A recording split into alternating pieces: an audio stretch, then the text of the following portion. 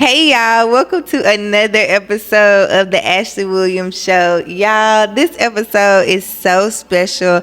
I brought someone very near and dear to my heart, probably the number one supporter of the Ashley Williams Show, my mommy. Yes, I am so happy to be here, Ashley, and I am so proud of you. I love this, and you are just living in your moment, and I love it.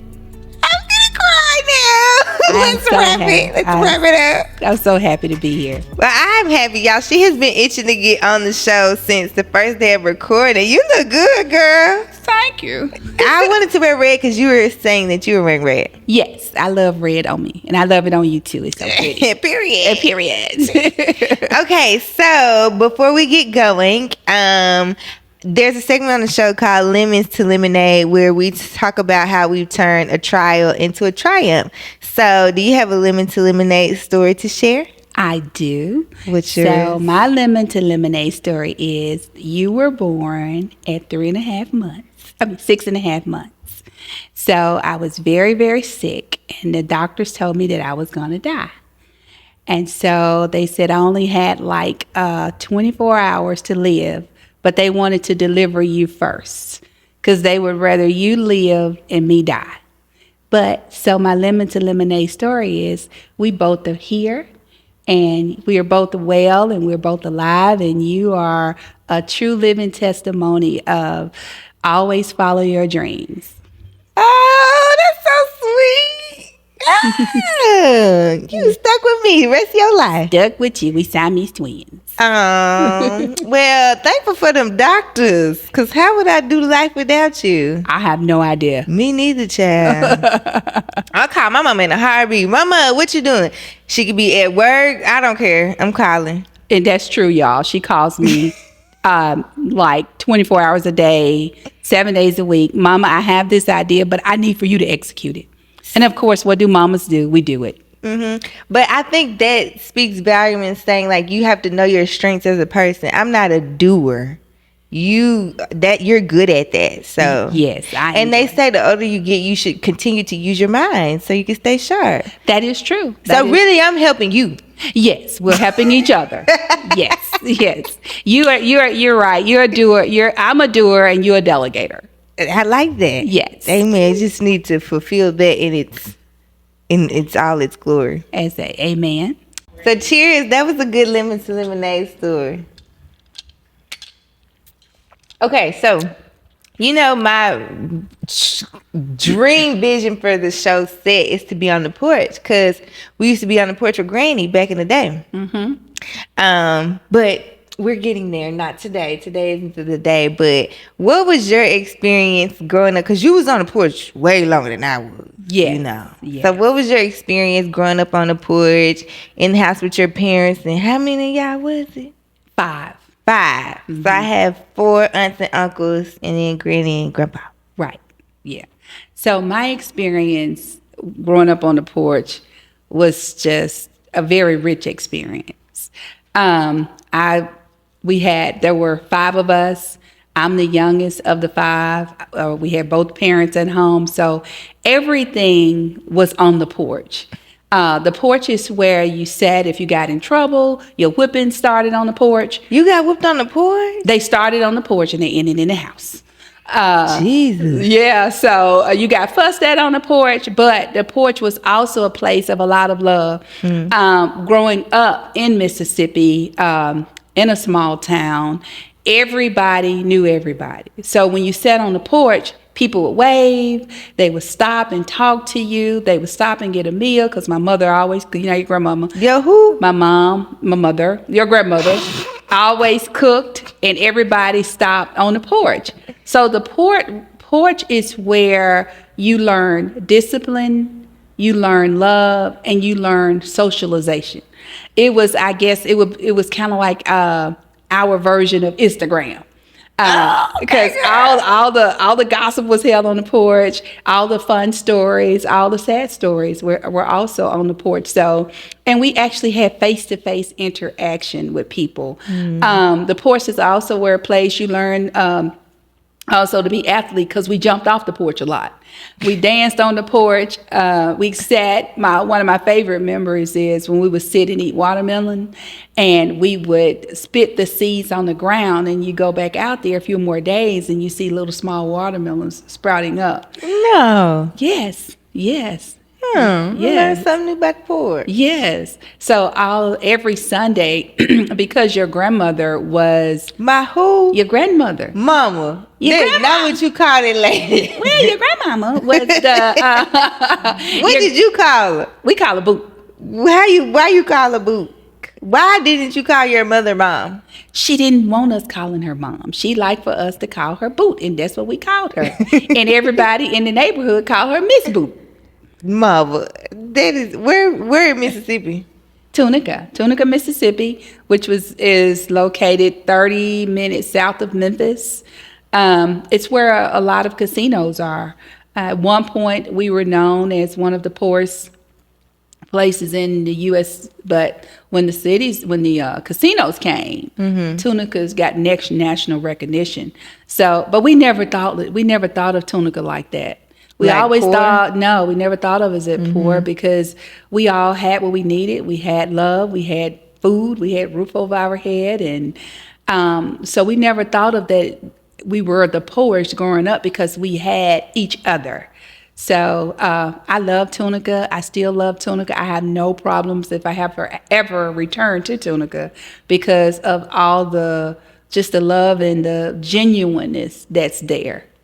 Yeah, that's hard for me too. You know, we were Boosie, that's my cousin. Shaquinta, sorry. I don't know. Shaquinta, she's supposed to be here, but we'll give her a pass. When we go home and we kind of talk about, you know, the socioeconomic status, that's hard for me, because I didn't consider y'all to be poor. Like, well, I'm spoiled. I never went without anything that I needed or really wanted. And so, like, it's hard for me to wrap my head around there wasn't an excess, because we just, everything was met. So it's hard for me to think about it that way. Yeah, and a lot of times people just look at the area, and they look at, there are a lot of, probably not at that time, a lot of, high paying jobs like it is now. So, and then you got to think the time. This was 70s, 80s, early 90s. So people thought of us as being one of the poorest areas because we had some circumstances there, but I never knew anything about it. All of my friends, all of my classmates, we were happy. We're still really good friends after 50 years. We still know each other. We're still very close. And I don't remember any of us going without basic necessities. Actually, most of us had more than what we needed. There were some that didn't, but for the most part, even if you didn't, you still had your basic necessities. But my thing is, that's my family. Those are my friends. I really didn't care what they had because I loved them and we loved each other, and we were all in transition from Head Start, because we didn't have kindergarten. We went to Head Start, and your grandmama was a teacher of Head Start and all of her friends. So we grew up from Head Start to elementary to junior high, which is now known as middle school, to high school together. And now we all transitioned to college, and we have our careers, and we're still friends. Even their children are friends and family. So it's just a it was a great time. And I have no regrets. If I could do it all over again, I would do it. You said 50.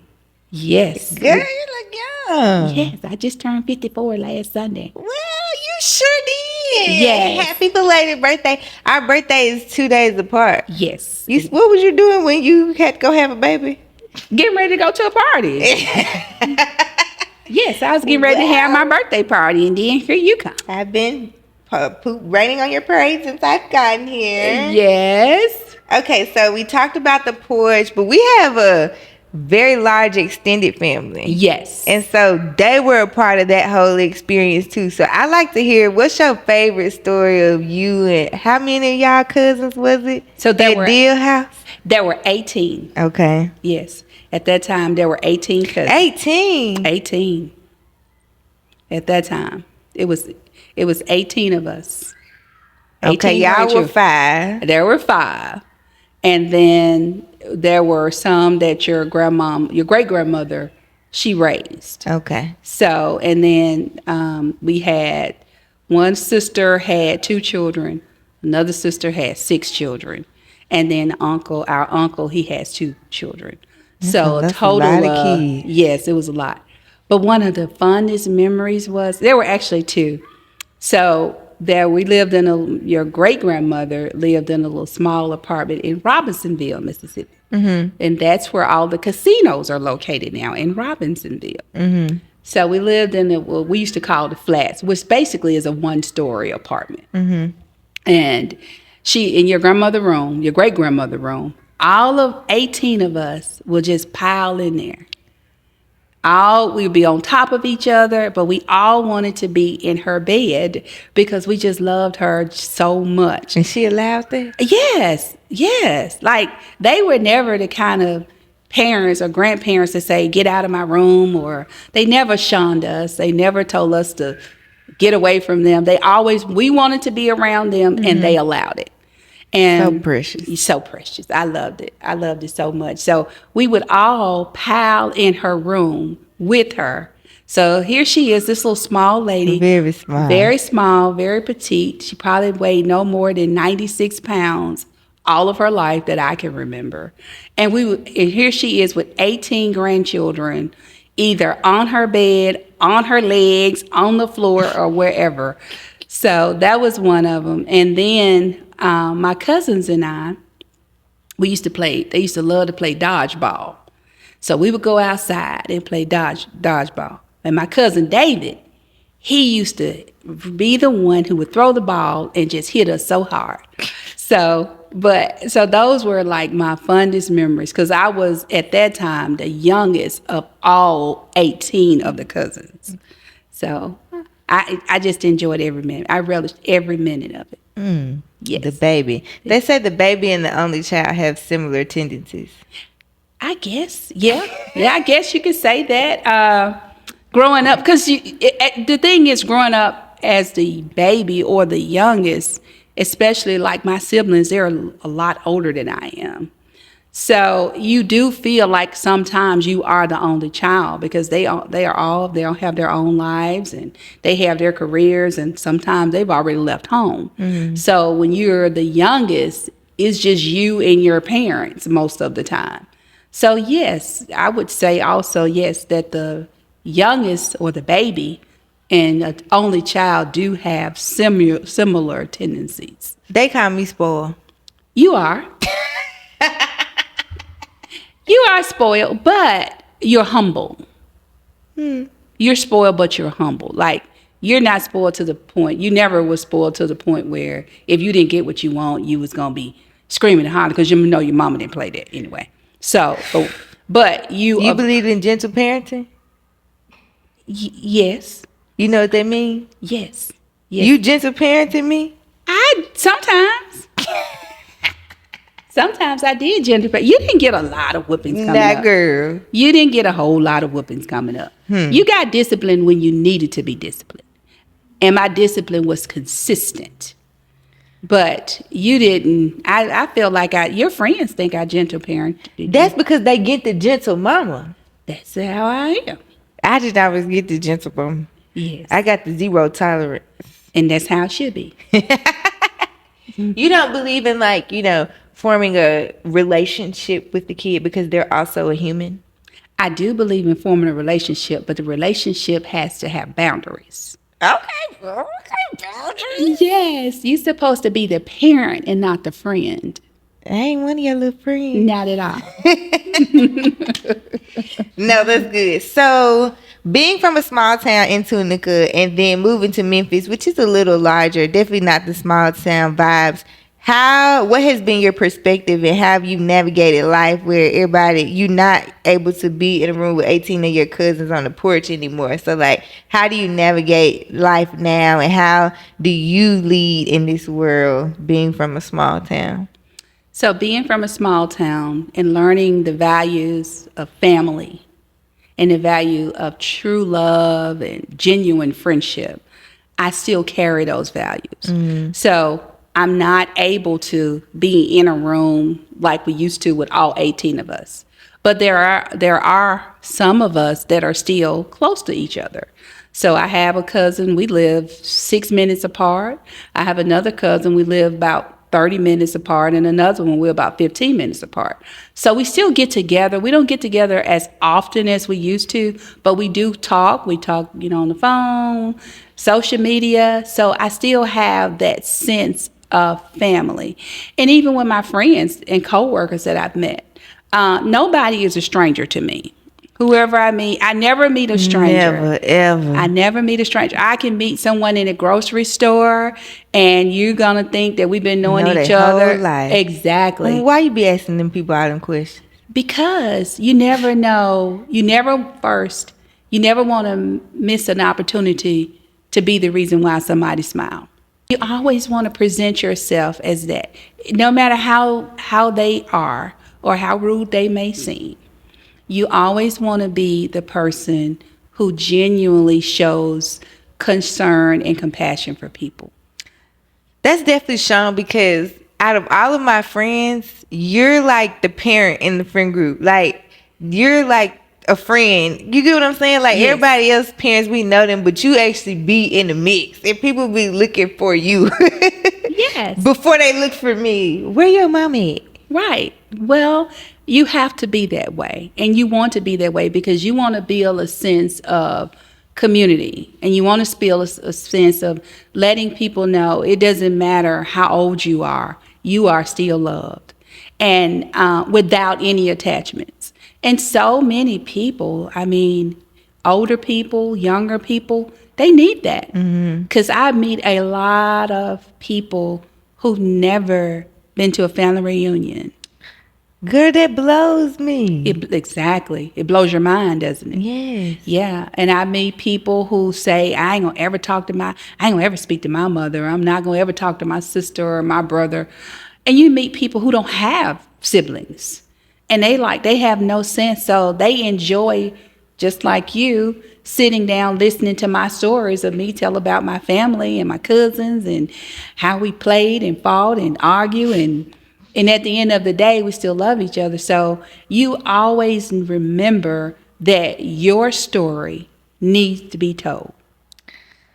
Oh, that was good. Yeah. Your story needs to be told. Here's one question I've always had for you, because it was normal to me growing up, but now that I'm learning more about like my life and my relationship with Christ and how that looks, half of our family is Christian and half of our family is Jehovah's Witness. But there has never, ever been any, that I've known of, never been any arguments, always been a level of respect on both sides. And it comes from the same text, so it's not like they're huge fundamental differences. Right. But like, how does that show up, and how are you, able to, one, still stand strong on what you believe in, but still be in community like with your family, and there never be any issue that I've been able to see? Right.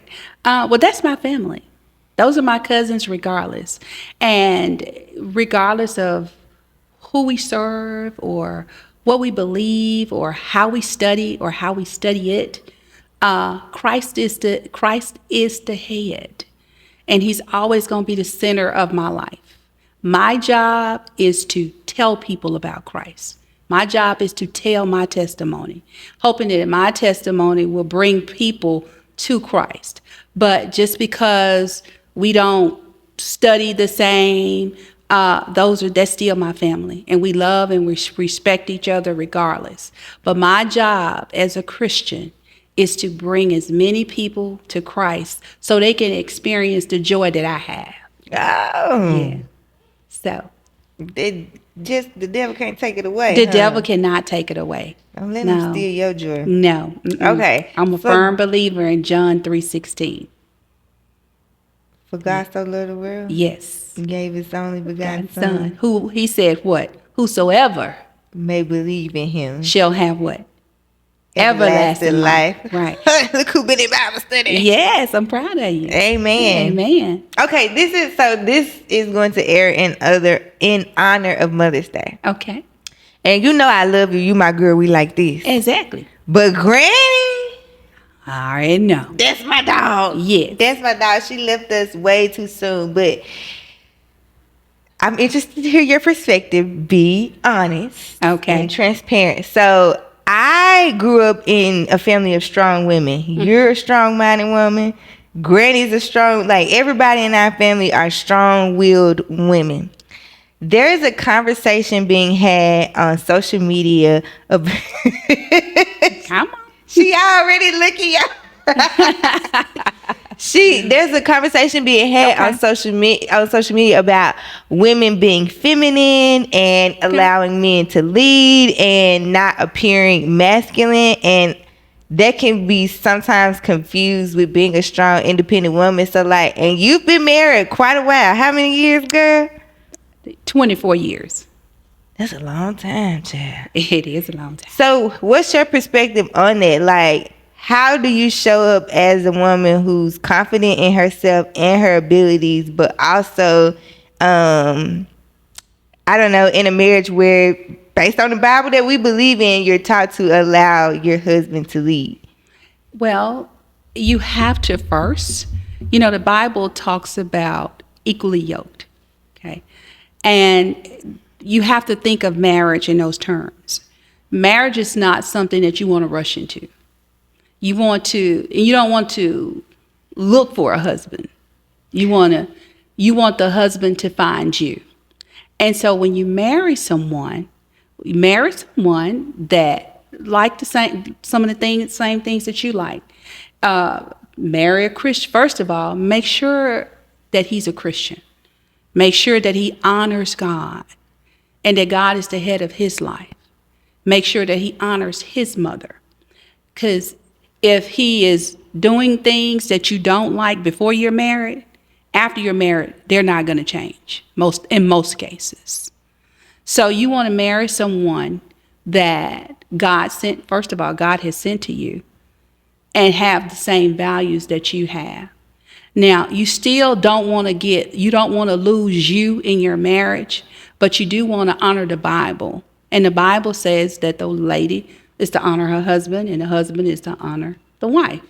So you want to always go back to that. There are going to be times where you're not going to get along. You may argue over what kind of toothpaste you love. I don't like that kind of bag, or I wanted to use a paper bag instead of a plastic bag. It's just those small things. But communication is the key.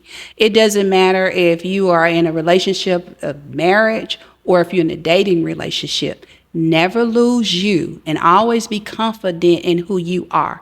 If you make a mistake, say, "Oh, I'm sorry," okay, and move on. Communicate, but don't get lost and get yourself, and I wouldn't say get into a point where you just completely lose who you are and you just start living your life revolved around this person. Go for who you are. Love you first. That's why I tell anybody in marriage, make sure you know who you are first. Because marriage brings about its own joys, but marriage also brings about its own lows sometimes. So in that, you always have to say, "Hey, I know who I am." So if there is an issue, you won't take the first exit and run because I don't like the way he bought the wrong kind of toothpaste or whatever the situation may be. So be confident in who you are first. And always know that. Always cling to that. Now, we do live in a society. Women, we are strong. We're naturally strong. You give birth to a child and you raise children and you have to get up and you go to work and you take care of your children. You make sure your house is clean. You make sure your husband is taken care of. You just naturally become strong through those times. Or sometimes people like me, my mom died. I wasn't but 36 years old and I had a 12-year-old child. So I had to navigate through that all by myself. I did have my aunts and my uncle and my brothers and my brother and my sister, but I had to learn how to be strong. I couldn't fold because my mother had gone on to glory. I still had to be strong. So being strong is knowing who you are and not taking everything serious. Don't take everything serious. We make mistakes in life. We get up and we fall and we get back up again. Have fun. If at first you don't see, Try again. Hey, try again. She said it. Try again. So don't take everything so serious. The society we live in is a microwave society. We got to do everything right now. No, you don't. No, you do not. Yes, I do. You want to do everything now. But you don't have to do everything right now. Take life slow. Take it slow. You can still be strong. You could be a strong woman. Take life slow. That's good. So take life in steps. I'm going to do this year. Next year, I want to do this. In 3 years, I want to do this. In 5 years, I want to do this. And in 10 years, this is what I want to do. But a lot of time, we all guilty. We want to chunk everything up at one time and try to do it. It's not going to work out the way that you want it to work out. So being strong is knowing who you are and being prepared for what you want to do and knowing what you want to do. Lord have mercy. Okay, so you talked about something that I feel like our family, I'm laughing because it's funny now. We're able to laugh about the circumstances now, Right. but we have experienced a lot of grief. And I know it started for you before I was born with Aunt Niecy, but during my time, it was like 1 year Lynn passed, my uncle. The next year, my granddaddy passed, which was your dad. Mm-hmm. Then the same year, your granny passed, Deal, my great grandma, and then the same year, Granny passed. So like, that's a lot. You had a young child and you were in school. Like, Yes. how did you not fold when everybody in your immediate family seemed like they're just up and leaving one after the other? I don't even think you have time to process death like that quickly. Right. It's not easy, but I always go back to, Christ died for us. And, when he died for us and he got up on that third day, I feel like, and they said, cast your cares on him, that he means that. Mm-hmm. Cast all of your cares on it. I couldn't handle all of that grief by myself. Like you said, it started with my sister who was in 1991, and then my dad died in 2003. My brother died November of 2004. Then my grandmother died. We buried her on your birthday. Mm-hmm. And then my mom, who unexpectedly died after having 5 children and never went to a hospital. So you can't do that alone. You cannot. So again, it goes back to my belief, and I just know I'm a firm believer when the Bible say cast all of your cares. That means everything. Mm-hmm. That don't mean just in times of trouble. It's daily. You have to do this daily. So, and as Christians, yes, we don't grieve like the world grieve or unbeliever grieve, because I know where they are. I know each and every last one of them are in heaven, and they're experiencing all the joys of heaven. So in my heart, I can be glad. And then we have, just like we're sitting here talking today, we talked about 15 minutes of all the good experiences that we had. So just holding on to all those good experiences, because each one of my family members brought me joy in different ways. So if you add all of that up together, I'll never be without joy. I'll never be without joy, because when I start to miss them, I could always say, oh, your grandmama did this, or your great grandmama, whooped us and fussed at us. Well, would that bring you joy? That brings me joy, because I know they love me. I know that they love me. I would have preferred them, arguing and discipline me than allowing me to just do whatever, and then I don't end up the way that I have. So I have so many memories to cherish that will last me a lifetime. So yes, grief is not hard. Grief is not easy. I'm sorry. Grief is not easy. It's not. You miss them because they're not here. I can't go and visit my mama. I can't go and visit my grandmother. I can't go sit on the porch and my mother is there. But I can go and sit on the porch knowing that my mother's memories are there. Mm-hmm. And I can walk down to where my grandmother used to live, which the house is not there anymore, and know that, oh, my grandmama stayed there. And all I could think about with all those fun memories, all of us was sitting in her bed 18 kids in her bed or in her room or on her floor. So you have to hold on to that. Grief is difficult. It's very difficult. It's daily. But just know that God is real. And when he says cast all of your cares, he means everything, your grief, your sickness, your headache, your tiredness, or whatever, cast it on him and that's what he's for.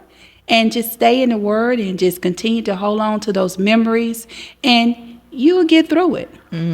Yeah. I think we butt heads sometimes because my generation labels our feelings, whether it be Okay. I know where you're going with this. like anxiety or depression or I'm sad and I don't have it in me today. And sometimes you like, I don't have time to do all that. I got to get up and go to work. I got to do this. I got to do that. But why can't I just sit in my feelings and be sad? Well,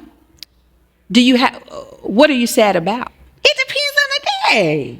But you have to look at it like this. Yes, we can't ignore feelings. Yeah, so let me process. If it's anxiety, it's anxiety. Well, we can't ignore anxiety. We can't ignore depression. We can't ignore any of that. But again, like I always tell people, cast all of your cares on him. And he will give you peace. He will give you rest. Now, it didn't take you a day to get anxious. It didn't take you a day to get depressed. So it's a process. It's a process. But I'm not going to allow you to live in that. Now, there's a difference of being anxious and being sad or whatever the feeling may be. But don't make it self-inflicted either. What you mean?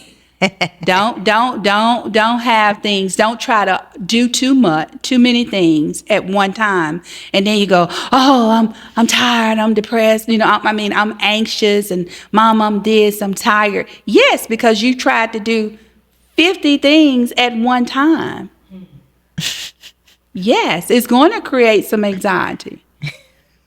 So you have to be careful of what you're calling things. Is it really anxiety, or is it I'm just overwhelmed because I'm trying to do too many things at one time? So you have to be careful in identifying what things are. Yes, anxiety is real. Depression is real. All of that is real. But also you have to think about it. Sometimes you have to slow down and say, hey, today I can do this one thing well. Tomorrow I can add to that. But I can't I can't get behind. I'm going to use an example. I can't get behind on my job 10 days. And then in one day I'm going to try to prevent or try to fix everything that I broke 10 days that I should have done 10 days ago. Okay. So a lot of the times you got to identify what the problem is. What is the problem? Am I doing too many? Am I overwhelmed because I'm trying to do too much? Am I not using my time wisely? Am I not budgeting? Am I not paying my bills on time and then I'm behind on everything? No. Or am I just not grateful for what I have? A lot of times, we are so blessed. We do what we're supposed to do. We graduate from high school, we go on to college, or we get a career, whatever the situation may be. We do what we're supposed to do in that instance. Okay? Because we could always do better. We could always improve. Then we get a job. We get a good job. Lord, I want this. The Lord blesses us with that job. Okay? But we still complain. And what are we complaining about? Child, they be stressing me out. They stress you out. Well, if they stress you out, you gotta think about, what is the stress for? Is the stress for? Is it the job? I know jobs were stressful. Trust me, I know. But what are you stressed about? What are you really stressed about?